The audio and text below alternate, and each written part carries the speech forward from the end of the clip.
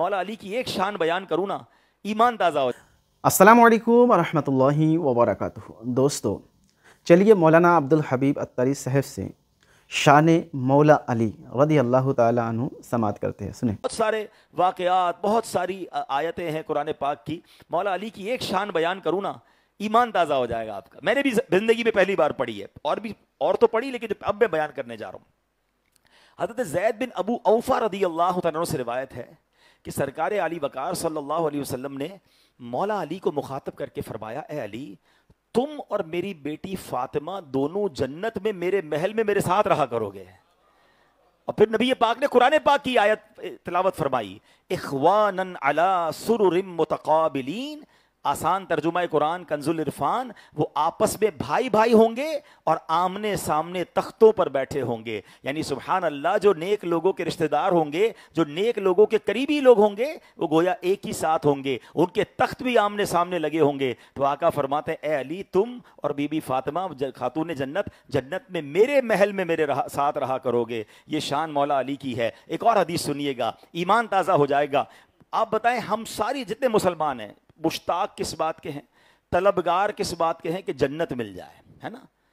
کچھ عظیم شخصیات وہ ہیں جن کی جنت مشتاق ہے، جنت جن کی مشتاق ہے، جنت چاہتی ہے وہ جنت میں آئے، انتظار میں ہے۔ اور میں نہیں کہہ رہا، سرکار دو عالم علیہ الصلوۃ والسلام فرماتے جنت 3 لوگوں کی مشتاق ہے۔ وہ عظیم 3 لوگ کون ہیں؟ میرے آقا فرماتے ہیں علی، عمار اور سلمان فارسی رضی اللہ تعالی عنہم۔ یہ وہ 3 عظیم ہستیاں، حضرت مولا علی شیر خدا، حضرت عمار بن یاسر اور حضرت سلمان فارسی رضی اللہ تعالیٰ عنہ۔ یہ وہ خوش نصیب ہے کہ جنت جن کے اشتیاق میں ہے۔ اللہ ان تینوں ہستیوں کے صدقے ہمیں بھی بلا حساب جنت میں داخلہ عطا فرما۔ اب میں ایک بڑا ہی کمال کا واقعہ آخر میں سنا کر پھر اپنے بیان کو اینڈ کی طرف لاتا ہوں۔ باتیں تو بہت ساری ہیں، لیکن ظاہر ہم انشاءاللہ ٹائم ٹو ٹائم چلا کریں گے۔ ہر بڑی رات کو ہم کوشش کریں گے کہ 1 بجے ہم انشاءاللہ دعا کی طرف چلے جایا کریں گے، تاکہ آپ کا بھی جو نیکسٹ پلان ہوگا وہ آن ٹائم ہو جایا کرے۔ اب واقعہ یہ ہے کہ مولا علی شیر خدا کرم اللہ تعالی وجہ الکریم جو ہیں، وہ ایک بار حضرت علی بن ربیعہ اس واقعے کے راوی ہیں کہ ایک مرتبہ مولا علی سواری پر سوار ہوئے اور مجھے اپنے پیچھے بٹھا لیا، ٹھیک ہے۔ اب یہ بھی اتنی بڑی شخصیت کی عاجزی ہے کہ اپنی سواری پر اپنے ساتھ اپنے غلاموں کو، یا ظاہر مولا علی سے تو نیچے ہی درجہ ہوگا جو بھی ہوں گے، ان کو بٹھا لیا۔ کیا ہم اپنے ساتھ سواری میں اپنے ملازمین کو بٹھانا پسند کرتے ہیں؟ اپنے ساتھ کسی غریب کو بٹھانا پسند کرتے ہیں؟ یہ بھی غور کرنا ہے۔ اگر اس لیے پسند نہیں کر سکتے کہ یہ غریب ہے یا اس کے کپڑے اچھے نہیں ہیں، میرے ساتھ کیسے بیٹھ گیا، تو پھر تکبر کس شے کا نام ہے؟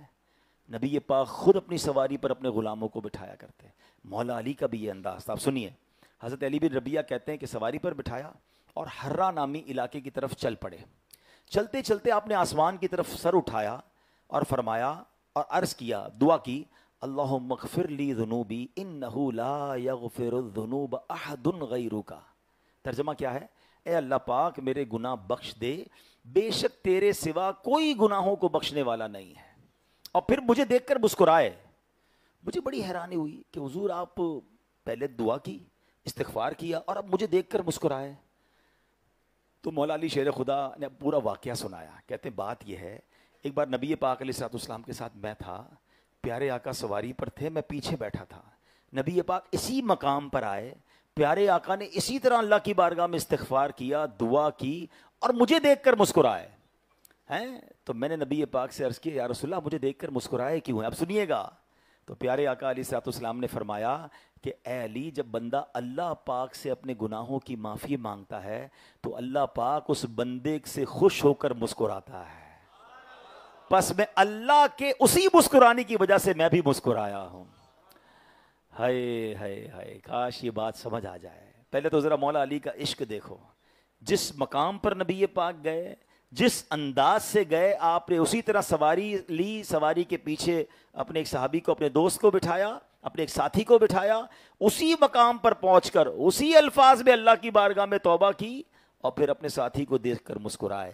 کیسی سنت پر عمل ہے, کیسا نبی پاک کی ادا پر ادا کرنا ہے, یہ عشق رسول کیسا ہے کہ نبی پاک نے جو کچھ کیا ایچ اینڈ ایوری اسٹیپ اللہ کرے کہ ہم ایسے کریں. اے مولا علی کے چاہنے والوں, اے صحابہ کرام کی محبت کا دم بھرنے والوں, بتاؤ نا کہ ہم بھی سنتوں پر ایسے عمل کرتے ہیں؟ بلکہ آج تو ایک نیا فینومنا بن گیا ہے. لوگ کہتے ہیں بھائی سنت ہی ہے نا, فرض تو نہیں ہے. پہلے ایسا ہوتا نہیں تھا, مگر آج فرض نمازوں کے بعد بڑی تعداد میں لوگ چلے جاتے ہیں. کچھ سوشل میڈیا پہ لوگوں نے بیٹھ کر, مجھے تو سمجھ نہیں آتا ان کو ملتا کیا ہے, وہ کہتے ہیں صرف فرض پڑھا کرو. یار تمہاری اس ویڈیو سے سنتیں کم ہو گئیں, نوافل کم ہو گئے, لوگوں کا مسجد میں سجدے کرنا کم ہو گیا, تمہیں فائدہ کیا ہوا اس سے؟ نہ جانے کیوں لوگوں کو سنتوں سے لوگ دور کر رہے ہیں. حالانکہ خود نبی پاک علیہ الصلوۃ والسلام فرماتے, جس کا مضمون ہے جس نے مجھ سے محبت کی, جس نے میری سنت سے محبت کی اس نے مجھ سے محبت کی, اور جس نے مجھ سے محبت کی وہ میرے ساتھ جنت میں ہوگا.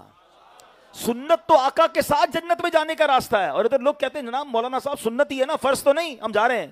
ارے بھائی کیوں جا رہے ہو؟ سنت پر بھی تو عمل کرنا ہمارا کام ہے. کیا مولا علی سے زیادہ نیکیاں ہو گئی آپ کی؟ وہ تو قطعی جنتی ہیں, مگر یہ سنت نہیں تھی کہ گھوڑے پر بیٹھیں, اسی علاقے میں پہنچیں, ویسے ہی دعا کریں, ویسے ہی مسکرائیں. یہ کوئی سنت نہیں, یہ تو نبی پاک کا ایک واقعہ تھا. مگر سنتوں کے علاوہ صحابہ تو یہ بھی کیا کرتے تھے کہ پیارے آقا نے جیسے جیسے کوئی کام کیا. ایک صحابی کے بارے میں آتا ہے کہ وہ ایک درخت کے پاس سے گزرے تو سر جھکا کر گزرے. تو کسی نے کہا حضور درخت تو بہت اونچا ہے, آپ سر جھکا کے کیوں گزر رہے ہیں؟ تو کہا مجھے کو اور کچھ نہیں پتا, ایک بار پیارے آقا کے ساتھ یہاں سے گزرا تھا, یہ درخت چھوٹا تھا, اس وقت یہ درخت چھوٹا تھا تو پیارے آقا سر جھکا کے گزرے تھے, بس میں تو کسی کی ادا کو ادا کر رہا ہوں. صحابہ کو زیادہ پتا تھا, یا آج کے یوٹیوبرز کو پتا ہے کہ جناب سنت کرنے کی کوئی ضرورت نہیں ہے.